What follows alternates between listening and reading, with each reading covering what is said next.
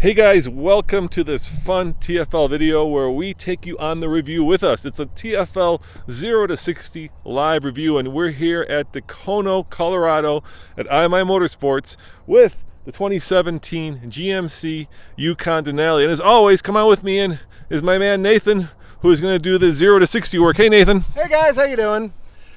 Can you believe this thing? The only problem is with it being really deep black, it's kind of hard to photograph from the outside.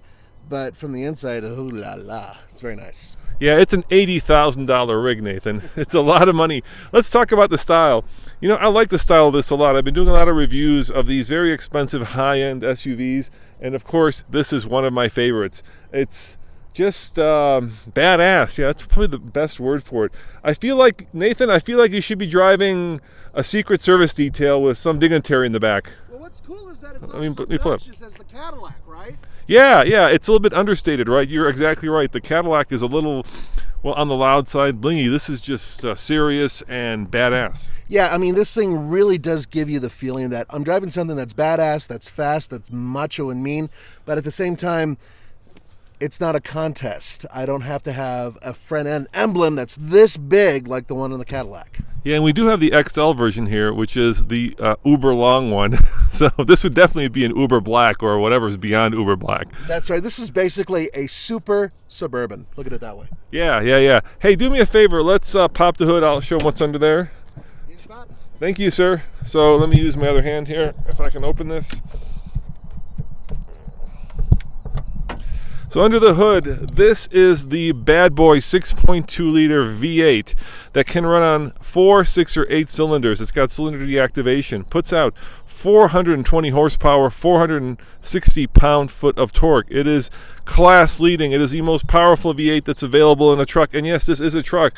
Why is this a truck? We always have this conversation. This is a truck because from the outside it may look like an SUV, but underneath it's really a Suburban or a Silverado with a truck chassis with a back on it. So it's really a truck, and so it's got the same truck engine.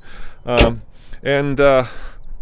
a truck, there's something unusual about this. Nathan, why don't you talk to him about the all-wheel drive system? Because unlike a truck, right, there's a little switch here, right there, which lets you go two-wheel drive, and then here's something interesting, auto. Why don't you show me in? Yeah, come on in here if you could see this, and then there's the two-wheel drive, there's the auto, 4 high, 4 low. It is, think of it as a beefy all-wheel drive system. You don't have to pull a lever to drop this thing into a low drive. You have this, and that's it. But I've driven these in the snow before, and they've been fantastic in the snow. This is not meant to go onto hard off-road courses.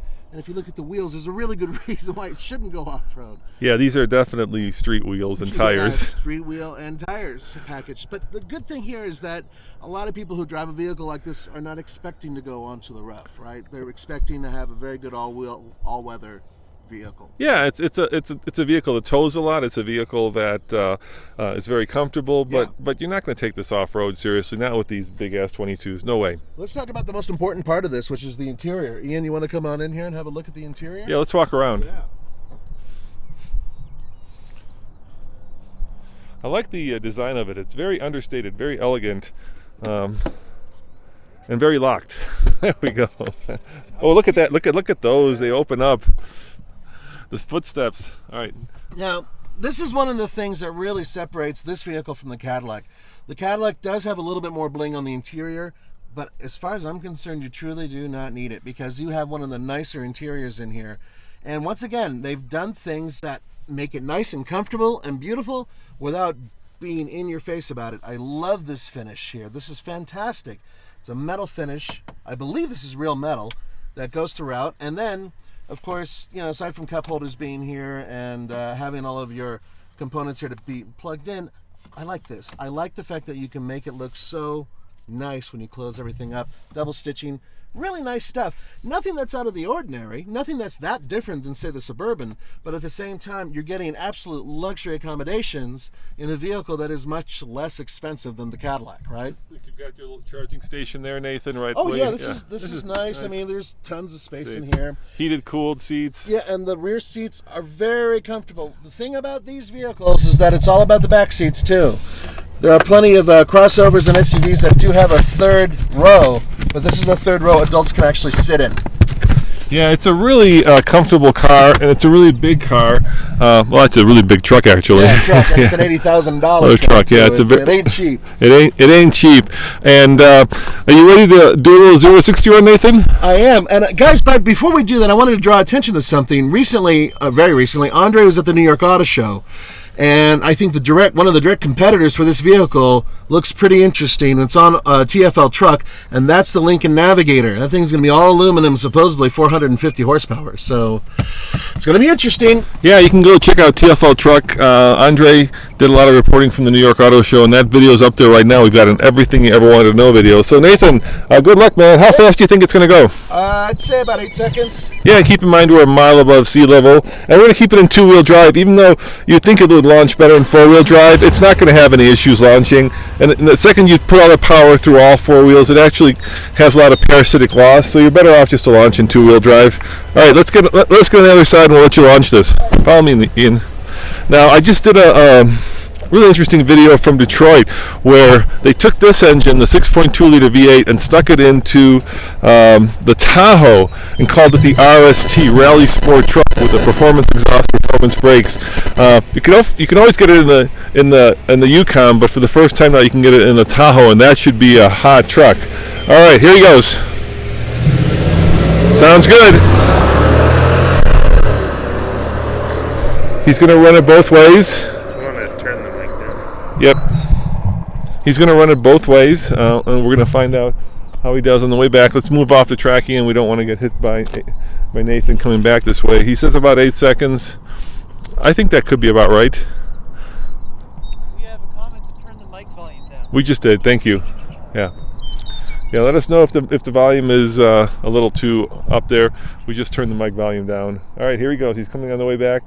You know, this is the kind of car, this is the kind of truck that, that you would use for dignitaries. I just feel like it's one of those like movie star trucks where a lot of people are watching movies, and you always see the cavalcade of officials going down the road. This is what they're driving. All right, he's on the way back now. Let's see how he does. Just launching it, getting a better launch. Once again, we're a mile above sea level here at IMI Motorsports. Closed course, of course. Sounds good. Here he comes. Hard on the brakes. And we'll let him turn around. It's a big beast. This is the XL version, of course. This is the 7-passenger, 3-row Denali Yukon. Yeah, GMC is, of course, the more expensive. It's kind of the, I guess, mid-grade brand. Chevy, then GMC, and then, of course, Cadillac with the Escalade. How'd it go, Nathan? Fastest time Yeah. was 8.49 seconds. Hey, you nailed it, dude. Yeah. And you know what? So what I decided to do is shut off the traction control and put it on auto, and it was almost a second slower when I did that. So I think that it sounded better. I think it opened up at first, and then because it was on the auto mode instead of the two-wheel drive mode, I think that actually slowed it down. So fastest way to launch this is in regular mode, leave everything alone, a little bit of torque, leave it in two-wheel drive, and you get 8.4 seconds over a mile above sea level. Hey, Ian, why don't you show them all these electronics that this has? This has all the electronics goodies. 8.49. There's your time. And look over here. You've got a heads-up display. You also have lane keep. You have parking assist. Pretty much all the bells and whistles that you would want on a high-end luxury vehicle. And there's something interesting here with the trailer control, which is I love this location. So this is fantastic. I'm not a big fan of the fact that General Motors still has identical sized rotary knobs here for the four-wheel drive system and for the lighting, but you get used to it after a while. But this is great. I love having it here. It's out of the way, and all of these other components here, it's actually not so bad. I can see them and I can use them, so pretty good switch placement. And I love toggle switches. That's great too, right over there. Yeah, I've got the Monroney right here. Of course, you do pay for all this metal in terms of fuel economy. 16 combined, Nathan, 14 city, 20 highway.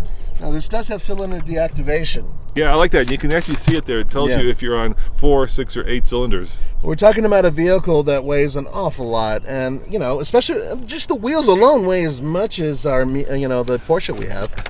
I mean, it's just ridiculously heavy in that respect.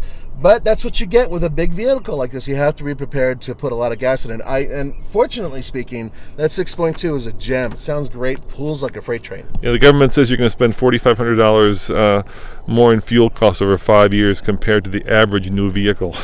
Yeah, but then again, if you could afford $80,000 for a truck like this, then so what? No big deal. Look, I mean, people who buy this know exactly what they want. They want something that can tow, they want something that can haul, and they want something that looks good and frankly drives fantastic. Yeah, I just had Tommy look up the towing rating, 7,900, so just under 8,000 pounds. Yeah. Now, in the very near future, it's going to be real interesting because Ford is truly aiming at General Motors, and they're going to have a all-aluminum bodied large SUV that'll compete with this, and I think in many ways may beat it. All right, let's do a drive around the track and tell them how it drives. Ian, I'm going to have to hand you the mic for a second here, and then you walk around and I'll grab it from you when I'm on the inside. Luckily, this is an easy one to get into. Yes, it is.